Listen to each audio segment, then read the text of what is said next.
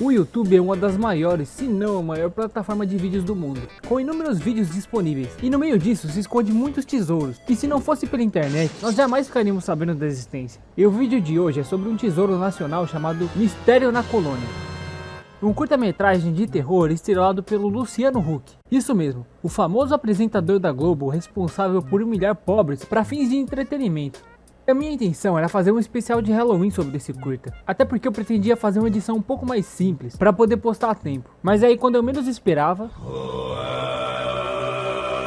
Pois é, eu acabei trabalhando tanto nesse vídeo, que não deu tempo de postar na data de Halloween como eu queria. Então isso aqui meio que pode ser considerado como um especial de Halloween fora de época.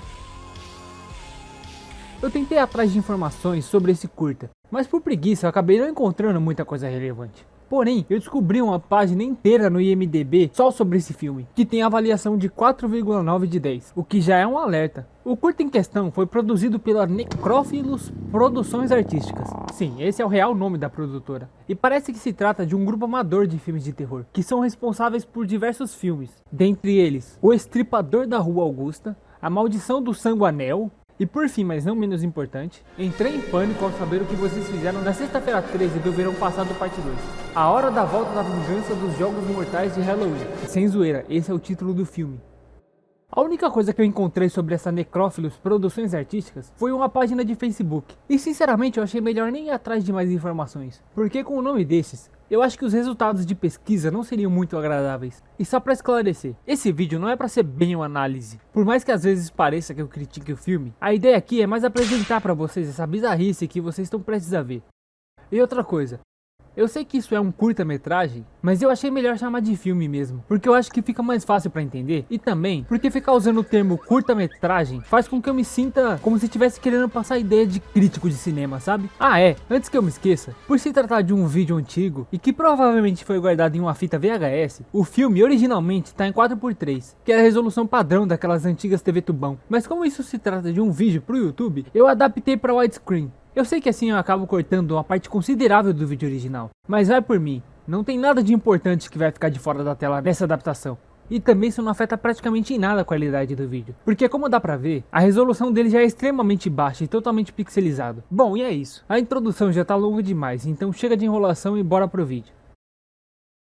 O filme começa com um breve texto que conta sobre uma pequena cidade no interior do Rio Grande do Sul chamada Nova Velha, onde existe uma lenda sobre os visitantes que vão pra lá sumirem misteriosamente, e que o médico carioca sem nenhum motivo aparente decide viajar pra essa cidade ignorando essas lendas. Depois disso tem algumas cenas do protagonista chegando de trem, e aqui até que tem uns bons ângulos de câmera, e logo em seguida aparece a logo do filme, com a fonte mais horrível do mundo. Eu acho que a ideia dessa logo era ser alguma coisa de letra escrita com sangue, mas o resultado final ficou parecendo um rabisco feito por uma criança que tá aprendendo a escrever, ou que foi escrito por uma pessoa com Parkinson, sei lá.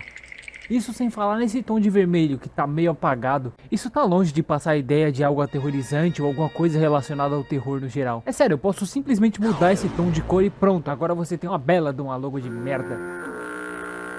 Depois dessa logo terrivelmente mal feita, a gente finalmente vê o protagonista chegando na cidade. E o filme faz questão de deixar na cara que se trata de um médico pelo jeito que ele tá vestido. E ele fica olhando aí pra todos os cantos como se tivesse uma mosca incomodando ele, ou como se ele tivesse prestes a começar a ter uma convulsão. Mas na real ele tá procurando um hotel. E aí ele decide pedir uma informação pra uma senhora que ele encontra. A senhora sabe onde tem um hotelzinho aqui? Nessa cidade não tem hotel. Mas o senhor é bem-vindo para se hospedar em minha casa. E ele simplesmente aceita esse convite sem questionar nada. E aí vem uma cena de um almoço com a família dessa senhora. E nessa cena tem alguns diálogos que não fazem nenhum sentido. Uma coisa importante aqui é que nessa parte são introduzidos outros personagens na trama, mas em nenhum momento o filme deixa claro quais que são os nomes deles. E eu falo sobre isso mais pra frente. Eu queria agradecer muito a gentileza de vocês, viu? Vinho, polenta, salada. Eu tava no maior desespero, porque eu tava procurando um hotel nessa cidade E Tom me falou que não tinha hotel. Vocês foram muito generosos comigo. Muito obrigado por me acolher na casa de vocês, viu? Uma família aqui. Vocês são daqui mesmo, né? Cara, como assim você tá na casa deles e ainda pergunta se eles são dessa região? É tipo você ir pra uma pizzaria e perguntar se ela vende pizza. E também eu acho que além do fato dessa ser a casa deles, o fato deles também terem sotaque de sulista são fortes indícios de que essa família de fato mora nessa região. Você vê que é uma pergunta tão idiota que o cara responde até de um jeito meio tosco. Uma família aqui. Vocês são daqui mesmo, né? Sim. Então do nada o cara começa a elogiar o Luciano Huck. E eu acho engraçado a reação dele aqui, porque ele fica todo feliz com os elogios que ele recebe. Ora, claro que nós íamos receber um médico de uma cidade grande. Bom, e aqui a gente vê que aparentemente o motivo do Luciano ter viajado para essa cidade é que ele foi lá para tirar férias. Além do mais, nós esperamos que a sua estada aqui, as suas férias, sejam boas, viu? Mas isso levanta uma outra questão muito interessante. Porque se ele tá aí pra tirar férias, por que ele tá vestido de médico então? Isso simplesmente não faz sentido nenhum. Enfim, logo em seguida, o outro rapaz que tá na sala tenta alertar o Luciano sobre alguma coisa. Mas tu não sabe o perigo que tu tá correndo. Mas ele acaba sendo interrompido pelo pai, que com toda a educação limpa a boca e depois ameaça o filho. Cala a boca, guri! Te quebra os dentes, hein? Com isso, o Luciano fica todo desconcertado aí, sem entender nada. E a senhorinha tenta acalmar ele. Não liga para o rapaz, ele não sabe o que está dizendo. Numa cidade pequena como aqui, que perigo pode ter? Então tá bom. Obrigado. De repente as coisas começam a ficar meio bizarras. O Luciano fica aí todo desconfiado e o cara fica olhando pra ele de um jeito muito estranho. Eu sei que a ideia aqui era passar um clima de tensão, mas do jeito que esse cara fica encarando fixamente o Luciano, fica parecendo mais um clima de... E é com essa troca intensa de olhares que o nosso protagonista decide sair pra... espairecer e fotografar uns pássaros. Pois é, o cara além de ser um médico, também é um fotógrafo amador nas horas vagas. E eu quero dar ênfase na palavra amador. Porque assim, eu não sei se vocês sabem, mas o hobby de fotografar pássaros é um passatempo que exige muita cautela e paciência. Mas o Luciano tá cagando pra isso. Porque depois de ver um João de barro, ele simplesmente começa a perseguir uma galinha. Depois dessa breve sessão de fotos, ele começa a fazer uma caminhada.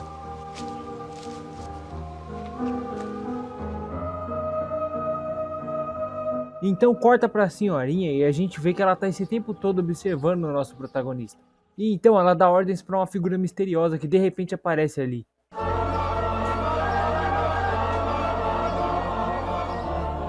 O guri tá indo avisar ele. Tu sabe muito bem o que tu tem que fazer. Na cena seguinte, a câmera volta a acompanhar o Luciano. Dessa vez ele tá num campo um pouco mais aberto. E então ele decide tirar uma foto dessa paisagem. Ai, que maravilha, que vista impressionante. Vou tirar até uma foto aqui. Doutor! Essa foi a tentativa de jumpscare mais patética que eu já vi na minha vida. Eu duvido que alguém tenha se assustado com isso. Essa musiquinha que foi usada aí nem sequer é de terror. Parece muito mais com uma música do Sonic. E eu não tô nem zoando. Se liga. Doutor!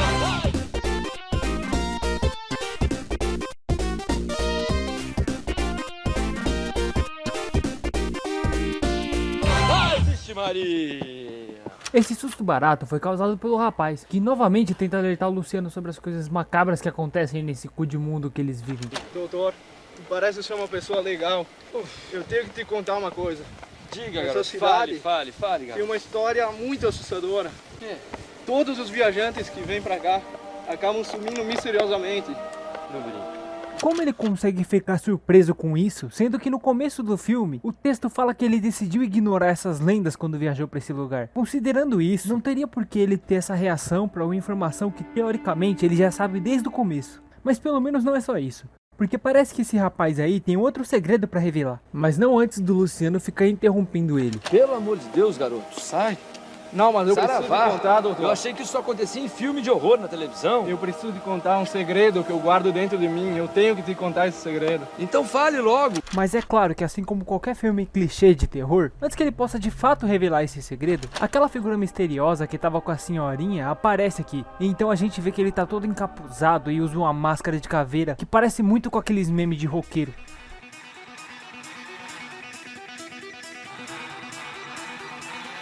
Mas o que importa é que ele tá aí pra seguir as ordens daquela senhora. Conte esse segredo logo. E aqui tem duas coisas que me incomodam muito. A primeira é essa troca brusca de ambiente, já que na cena anterior eles estavam num campo um pouco mais aberto e com poucas árvores em volta, e do nada eles foram parar nesse bosque aí. E a outra é que o assassino tá prestes a atacar e eles simplesmente ficam parados aí gritando, ao invés de sair correndo. E é por causa disso que o assassino consegue atacar o rapaz arrancando a mão dele fora, num segmento de cenas com a quantidade extremamente exagerada de sangue falso, e matando ele logo em seguida. E é claro que o Luciano prefere testemunhar o assassinato acontecendo na frente dele ao invés de tentar fugir. Ele até tenta golpear o assassino com a mala dele, mas obviamente isso surte zero efeito. E o rapaz é bem resistente, hein? Porque o mascarado aí tá quase fazendo um unboxing dos órgãos dele e ele continua vivo, consciente e gritando, sendo que ele já deveria estar mais do que morto. E aqui tem umas cenas bem viscerais, que sinceramente são até que bem feitas levando em consideração o nível desse filme. E é óbvio que eu vou ter que censurar aqui porque vocês sabem como é o YouTube. Bom, mas depois dessa morte desnecessariamente longa, o mascarado sem motivo desliga a serra elétrica e decide que vai acabar com o protagonista apenas usando uma faca. E só agora o Luciano decide fugir, o que acaba iniciando uma perseguição no maior estilo Scooby-Doo, que de repente acaba assim. Estou encurralado! Me diz como? Como que uma pessoa consegue ficar encurralada em um local totalmente aberto? Ele poderia facilmente atravessar esse riacho atrás dele, mas a verdade é que ele cansou de fugir. Então, com a força do protagonismo e a ajuda da sua Super Hiper Mala vai me salvar neste momento! ele consegue de uma maneira ridícula desarmar o assassino. Com isso, os dois decidem se abraçar e eles acabam caindo no chão. O Luciano aproveita esse momento de vulnerabilidade para se vingar, tentando até mesmo usar o seu estetoscópio para asfixiar ele, o que acaba sendo quase tão útil quanto tentar parar um assassinato com uma mala. Aí o Luciano pega a faca e dá um fim no assassino. Seu calhorda! Você vai pagar por isso!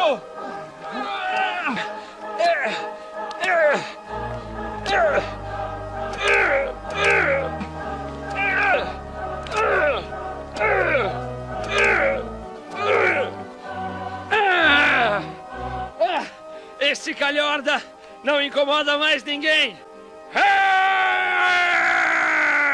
Eu nem tenho um comentário sobre esse diálogo, então vou fingir que isso nem existiu e continuar com o filme, porque o que realmente importa é que o Luciano tenta ver quem tá por trás de tudo isso. Vamos ver quem é este verme!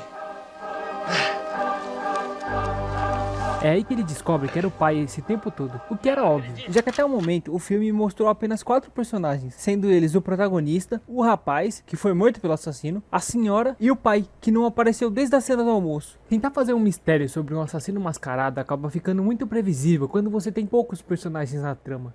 Por fim, o Luciano atravessa o riacho que antes ele mesmo tinha falado que estava encurralado, e vai parar numa estrada de terra, onde ele encontra alguns moradores da região que parecem que saíram do Resident Evil 4. Ali está ele! O Luciano fala pra eles que se livrou do perigo, que eles podem ficar tranquilos. Fiquem tranquilos, eu já encontrei aquele calhorda e dei um fim nele. Vocês podem ficar tranquilos e andar sossegados pelas ruas desta cidade. Quando de repente um dos moradores fala o seguinte: Você pegou um dos assassinos. Como assim? Um dos assassinos? então os moradores atacam o protagonista. E essa cena aqui fica muito melhor com os efeitos de Resident Evil. ¡Agárrenlo! ¡Mátalo! ¡No dejéis que se escape! ¡Detrás de ti, imbécil! Desculpa, perdi o foco. Onde é que eu tava mesmo? Ah é, o protagonista estava sendo atacado. Seus bastardos! O que estão fazendo? Pelas barbas do profeta Batman! Seus bastardos, o que está acontecendo aqui? Eu gostei tanto da polenta da senhora! Olha, eu acho que você elogiar a comida da senhora não vai servir pra te livrar de um linchamento. Mas é nessa reviravolta, completamente inesperada, que eles revelam um verdadeiro plot twist. Esta é uma cidade de canibais. E esta noite, meu amigo, você é um convidado para o nosso churrasco. Me larguem, seus bastardos! Me larguem! E assim acaba o filme, com o protagonista sendo queimado vivo enquanto grita. Só que eu não sei porquê, mas o áudio dele gritando aqui é reaproveitado daquela cena que ele tava fugindo do assassino. E enfim sobem os créditos. E só aqui a gente vê o que seria o mais próximo de nome de algum dos personagens, que no caso é o rapaz, a velha e o carrasco. Por isso que eu não falei mais sobre os nomes deles antes, porque literalmente nenhum personagem aqui tem nome. Se eu fosse chamar eles baseado nos créditos aqui do filme, eu acabaria spoilando o filme inteiro, já que o pai aqui é chamado de Carrasco. E uma coisa interessante que eu fui descobrir só agora é esse final. Segundo aquela página do IMDB, esse filme inicialmente foi exibido numa emissora de TV. E nessa exibição, o final era diferente, onde o Luciano quebraria a quarta parede e desistiria de atuar e abandonaria as gravações. E depois de alguns anos, o criador do curta decidiu usar as gravações do filme para editar e criar um desfecho alternativo, que no caso é esse final que a gente tem aqui. Isso explica a reutilização de áudios. Depois de ver esse curta por completo, fica claro que tudo nele foi feito de maneira bem amadora, e que provavelmente tudo isso foi gravado em um único dia. A trilha sonora eu achei que foi a melhor coisa aqui, porque pelo menos ela consegue passar uma ideia de algo macabro. Algumas atuações são muito toscas e caricatas, mas parece que isso é meio proposital, já que esse curta segue a velha fórmula de filmes clássicos de terror. A edição é algo que ficou um pouco estranho. Os cortes e transições feitas aqui são muito bruscas, e na grande maioria delas dá pra notar um corte no áudio. Inclusive algumas trocas de cena, dá até pra ver os atores nas poses esperando o sinal pra começar a atuar. A parte do mistério por trás do assassino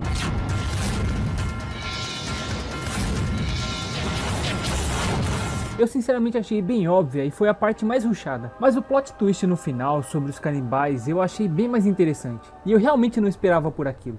Sinceramente, esses pontos negativos podem ser relevados quando você lembra que esse curta foi feito em 2003, uma época onde as coisas não eram tão acessíveis como hoje em dia. Isso sem falar que o roteiro, a direção e a edição foram feitas pela mesma pessoa. Então, levando tudo isso em conta, acaba sendo bem impressionante o resultado final. Pode até parecer que eu critiquei destrutivamente o curta, mas tudo que eu apontei nesse vídeo foi só pra zoar mesmo. Por mais que ele tenha sido tosco em alguns aspectos, o que acaba tornando o filme um pouco cômico, eu admiro bastante esse curta pelo que ele conseguiu fazer com tão pouco. A impressão que ficou pra mim é que o Felipe, o criador disso, é um apaixonado por filmes de terror e se dedicou ao máximo pra fazer um curta de terror brasileiro. E no final das contas é isso que importa pra mim, saber que apesar de tudo, isso foi feito com dedicação, carinho e paixão pelo gênero de filmes de terror. Por isso eu recomendo que você dê uma olhada no vídeo original, pra você ter experiência completa, sem interrupções e comentários. O vídeo tá disponível aqui no YouTube e provavelmente eu vou deixar o link em algum lugar.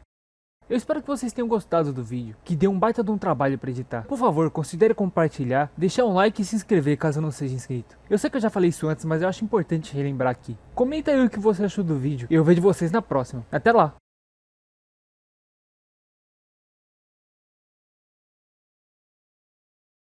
Você ainda tá aqui? Então se liga nisso. Você percebeu que a risada do assassino aqui é igual a risada do Pyro do...